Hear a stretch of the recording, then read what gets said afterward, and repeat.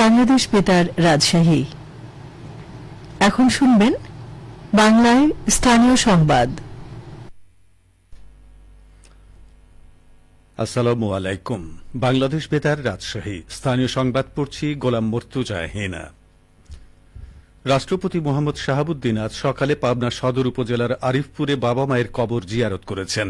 এ সময় তিনি কিছুক্ষণ বাবা মায়ের কবরের পাশে অবস্থান করেন, পরে বাবা মায়ের রুহের মাগফিরাত কামনায় বিশেষ দোয়া করেন।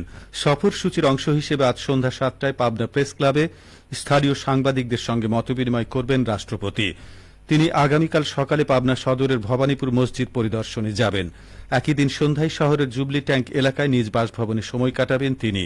মঙ্গলবার সকালে পাবনা সার্কিট হাউসে গার্ড অব অনার গ্রহণ শেষে হেলিকপ্টার যোগে ঢাকার উদ্দেশ্যে পাবনা ত্যাগ করবেন রাষ্ট্রপতি। রাজশাহী জেলা প্রশাসক হিসেবে নিয়োগ পেয়েছেন জনপ্রশাসন মন্ত্রণালয়ের উপসচিব কাজী শহীদুল ইসলাম। আজ জনপ্রশাসন মন্ত্রণালয়ের এক প্রজ্ঞাপনে এই তথ্য জানানো হয়।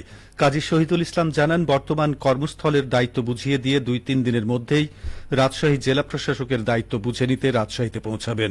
এ সময় তিনি সকলের সহযোগিতা কামনা করেন। রাষ্ট্রপতির আদেশক্রমে ওই প্রজ্ঞাপন অনুসারে দেশের ১১ জেলায় নতুন জেলা প্রশাসক নিয়োগ দিয়েছে সরকার। বর্তমান বৈশ্বিক অস্থিতিশীলতার প্রেক্ষাপটে জ্বালানি তেলের বাজারে বিরাজমান সংকট মোকাবেলায় রাজশাহী ব্যাটালিয়ন বিজিবি ১ সীমান্তবর্তী এলাকায় জ্বালানি তেলের নিরাপদ ও নিরবচ্ছিন্ন সরবরাহ নিশ্চিত করতে জোরদার কার্যক্রম পরিচালনা করছে। আজ সকালে রাজশাহী রেল স্টেশন সংলগ্ন পদ্মা এবং যমুনা অয়েল ডিপোতে রাজশাহী ব্যাটালিয়ন বিজিবি ১ সংবাদ সম্মেলনে এ কথা জানান। বিজিবি জানায়, আন্তর্জাতিক বাজারে জ্বালানি তেলের মূল্য বৃদ্ধির সুযোগ নিয়ে যাতে সীমান্ত দিয়ে অবৈধভাবে তেল পাচার না হয় সেই লক্ষ্যে টহল, তল্লাশি ও গোয়েন্দা নজরদারি কার্যক্রম আরও জোরদার করা হয়েছে। একই সঙ্গে অবৈধ মজুদ বন্ধ এবং জ্বালানি বিপণন ব্যবস্থায় শৃঙ্খলা বজায় রাখতেও বিশেষ উদ্যোগ নেওয়া হয়েছে।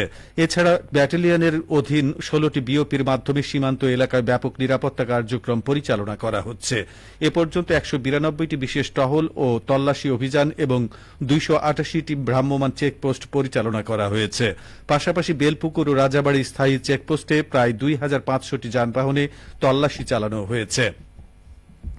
রাজশাহীর তানোর উপজেলায় চান্দুরিয়া ইউনিয়ন পরিষদ প্রাঙ্গণে আজ দিনব্যাপী স্থানীয় পর্যায়ে জলবায়ু অ্যাডভোকেসি ও তথ্য মেলা অনুষ্ঠিত হয়েছে। উন্নয়ন সংগঠন অ্যাসোসিয়েশন ফর কমিউনিটি ডেভেলপমেন্ট এসিডির আয়োজনে এবং অক্সফাম ইন বাংলাদেশের কাল্টিভেটিং চেঞ্জ প্রকল্পের সহযোগিতায় আয়োজিত মেলায় প্রায় ১০০ জন আদিবাসী নারী, কৃষক সহ বিভিন্ন শ্রেণী পেশার মানুষ অংশগ্রহণ করেন। জলবায়ু পরিবর্তনের ঝুঁকি মোকাবেলা এবং অভিযোজন ও প্রশমন কার্যক্রমে অর্থায়নের সুযোগ সম্পর্কে স্থানীয় জনগণকে সচেতন করতেই এ মেলার আয়োজন করা হয়। এতে উপজেলা পর্যায়ের সরকারি কর্মকর্তা, স্থানীয় সরকার প্রতিনিধি, কৃষক, যুব ও শিক্ষার্থী, গণমাধ্যম প্রতিনিধি, এনজিও এবং সিএসও প্রতিনিধিরা অংশগ্রহণ করেন। অনুষ্ঠানে প্রধান অতিথি হিসেবে উপস্থিত ছিলেন উপজেলা মহিলা বিষয়ক কর্মকর্তা মোসাম্মদ হাবিবা খাতুন। তিনি বলেন, কমিউনিটি পর্যায়ে জলবায়ু পরিবর্তনের প্রভাব মোকাবেলায় নারীদের ভূমিকা অত্যন্ত গুরুত্বপূর্ণ। আয়োজকরা জানান, এ ধরনের উদ্যোগ স্থানীয় জনগণের জলবায়ু সহনশীলতা বৃদ্ধি এবং সরকারি বেসরকারি প্রতিষ্ঠানের মধ্যে সমন্বয় জোরদারে গুরুত্বপূর্ণ ভূমিকা রাখবে। মেলায় কৃষি সম্প্রসারণ অধিদপ্তর, প্রাণী সম্পদ অধিদপ্তর, সমাজসেবা অধিদপ্তর, যুব উন্নয়ন অধিদপ্তর, মহিলা বিষয়ক অধিদপ্তর এবং এসসিডির তথ্যভিত্তিক স্টল স্থাপন করা হয়। অংশগ্রহণকারীরা এইসব স্টল থেকে জলবায়ু সহনশীল কৃষি পদ্ধতি, বিকল্প জীবিকায়ন এবং অর্থায়নের সুযোগ সম্পর্কে সরাসরি তথ্য গ্রহণ করেন। নাটোর জেলার ৪৩০০ ক্ষুদ্র ও প্রান্তিক কৃষকের জন্য মুগ ডাল ও তিলের প্রণোদনা প্রদান করবে সরকার। প্রণোদনার মধ্যে রয়েছে উচ্চ ফলনশীল জাতের বীজ এবং সার। প্রণোদনা কর্মসূচির আওতায় মুগ ডালের ক্ষেত্রে নির্বাচিত ২৭০০ কৃষকের ১ বিঘা জমি চাষের জন্য ৫ কেজি করে বীজ এবং ১০ কেজি ডিএপি ও ৫ কেজি এমওপি সার প্রদান করা হবে। তিলের ক্ষেত্রে ১৬০০ কৃষকের ১ বিঘা জমি চাষের জন্য ১ কেজি করে বীজ এবং ১০ কেজি ডিএপি ও ৫ কেজি এমওপি সার প্রদান করা হবে। কৃষি সম্প্রসারণ অধিদপ্তর নাটোর জেলা কার্যালয়ের উপপরিচালক মোহাম্মদ হাবিবুল ইসলাম খান জানান, উপজেলা পর্যায়ে ক্ষুদ্র ও প্রান্তিক কৃষকদের তালিকা প্রণয়নের জন্য জেলার ৭টি উপজেলা কৃষি অফিসকে নির্দেশনা প্রদান করা হয়েছে। সবশেষে আবহাওয়া।